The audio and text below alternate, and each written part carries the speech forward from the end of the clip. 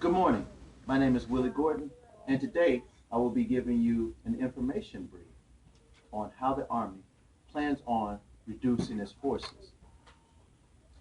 By the end of my speech, you will all understand how the Army plans on reducing its forces by recruitment, retention, and reduction of forces.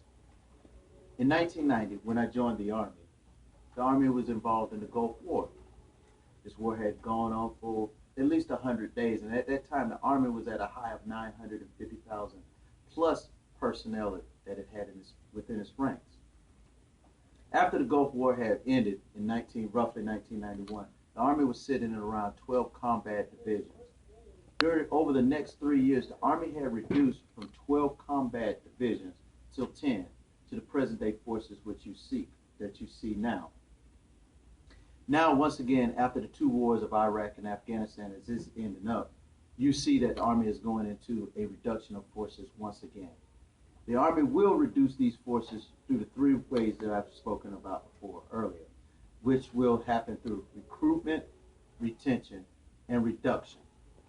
First, let's talk about recruitment. The Army plans on reducing its recruitment in the forces by only allowing the highest members of society to join the Army's ranks. And what I mean by that is enlistment, which is the enlisted side of the houses, the ones E1 through E9, and then also in the commissioning side of the house. Those are your officers. Right now, the Army is only allowing those with the highest academics, the highest morals, and the highest physical fitness to join our ranks. The United States Army Recruiting Command has also stopped giving out behavioral waivers. Recruits who have had patterns of misconduct in their background will not be allowed to join the forces, as in previous years, to help fill the rank, to take on the two fronts that we were fighting in Iraq and in Afghanistan. Next, we will talk about retention. Retention talks about the members of the force who are already inside the Army's ranks, those who have already come through the recruitment program and are now members of the military forces. According to the Command Sergeant Major of the Army, he has stated there will be tougher retention control points, which will be called RCPs, once again, retention control points. He will start at the mid-level ranks of sergeant and staff sergeants. Sergeants before could serve up to 15 years in service at that same rank. But in present times, now the retention control point will now have sergeants that could only serve for 13 years. Staff sergeants, E6s, could serve before for 20 years and retire. But now with the new RCP or retention control point, as we have mentioned before, staff sergeants can only serve up to 15 years of service. These are some of the changes that the Army plans on initiating. With those few plans that they have for the sergeants and staff sergeants, at the least it will affect 2,000 service members.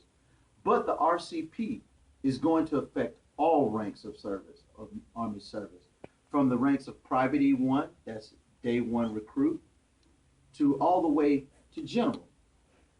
These plans are looking at reducing the Army's forces within 5 years, at least by 100,000 personnel.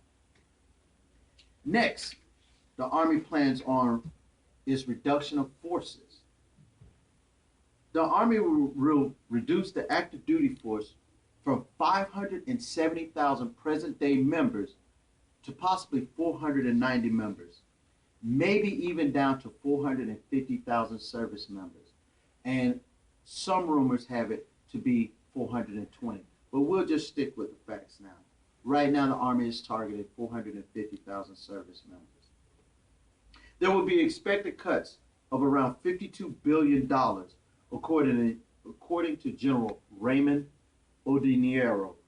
He is the Army Chief of Staff.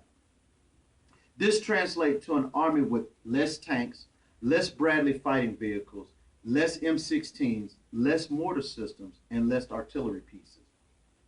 The Army has already began implementing a deferment of maintenance on 172 aircraft, 900 vehicles, 2,000 weapons, and 10,000 pieces of communication equipment. Those results right now, up until 2013, have cut the Army's cost by $73.5 million in deferred maintenance. In conclusion, we have went over in this information brief how the Army plans on reducing its active duty forces. The three ways the Army plans on reducing its active duty forces is: 1, by recruitment; 2, by retention; and 3, in the reduction of forces. My name is Willie Gordon, and thank you.